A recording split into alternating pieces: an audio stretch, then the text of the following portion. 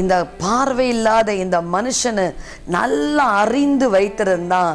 இதோ போகிறவர் தேவகுமாரன். எரேமியா 33:3 எரேமியா தீர்க்கதரிசி சொல்லுகிறார், நீ என்னை நோக்கி கூப்பிடு, அப்பொழுது நான் உனக்கு உத்தரவு கொடுத்து நீ அறியாததும் உனக்கு எட்டாததுமான பெரிய காரியங்களை நான் உனக்கு அறிவிப்பேன், உனக்கு அதிசயங்களை நான் செய்வேன்.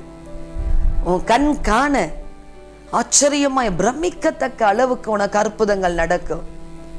இந்த பர்திமேயை குறித்து பார்க்கும் பொழுது அவனை அதட்டுறாங்க எல்லாரும், இன்னும் சத்தமா, இன்னும் மிகவும் சத்தமா, இயேசுவே தாவீதின் குமாரனே எனக்கு இறங்கும் என்று ஜீவனுள்ள தேவனை நோக்கி அவன் கூப்பிட துவங்குகிறான். இயேசு சாமி உடனே நின்றுட்டார். அவர் சர்வ வல்லமையுள்ள தேவன். கூப்பிடுகிற எளியவனையும் உதவியற்ற சிறுமையானவனையும் கர்த்தர் விடுவிக்கிறார்.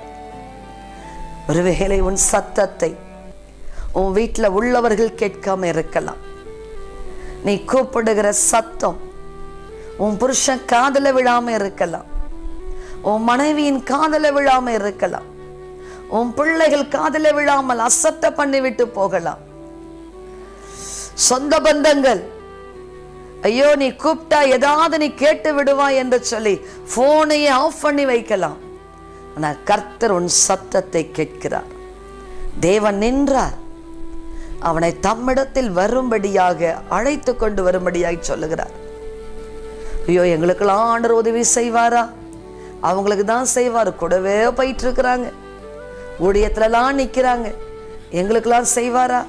கட்டாயம் நீ கூப்பிடு, இன்னும் அதிகமாய் கூப்பிடு, இயேசுவை நோக்கி கூப்பிடு. கூப்பிடுகிற காக்கை குஞ்சைகளுக்கும் இரக்கம் செய்கிற தேவன் உங்களுக்கு செய்யாமல் இருப்பாரோ? இன்னது தேவை என்றது பரமபிதா நமக்கு அறிந்து வைத்திருக்கிறார். உனக்கு என்ன தேவை என்பதை கர்த்தருக்கு தெரியும். உனக்காக கர்த்தர் வழக்காடுகிறார். அருமையான தேவ பிள்ளையே, உனக்காக கர்த்தர் யுத்தம் பண்ணி கொண்டிருக்கிறார். தேவ பிள்ளையே, உன்னை கர்த்தர் உயர்த்த தான் விரும்புகிறார். நீ எப்பொழுது என் பிள்ளை எப்பொழுது என்னை நோக்கி கூப்பிடுவான், எப்பொழுது என் சமூகத்துல வருவான், எப்பொழுது என்று சொல்லி உனக்காக ஏங்கிக் கொண்டிருக்கிற தெய்வம் ஒருவர் உண்டு. அவர்தான் ஆண்டவராகிய இயேசு கிறிஸ்து.